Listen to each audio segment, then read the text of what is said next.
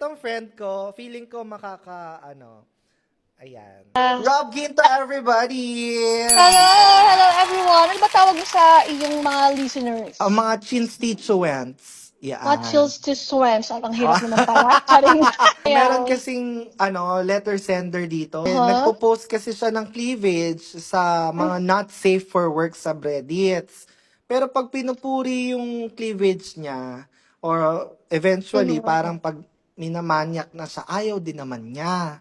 So, anong say mo dito? For me kasi, mas okay na handa ka sa mga sasabihin ng ibang tao, lalo na kung alam mo sa sarili mo na ganyan ka manamit, ganyan ka, ganyan yung style mo. So, dapat parang ready ka sa mga sasabihin ng tao, di ba?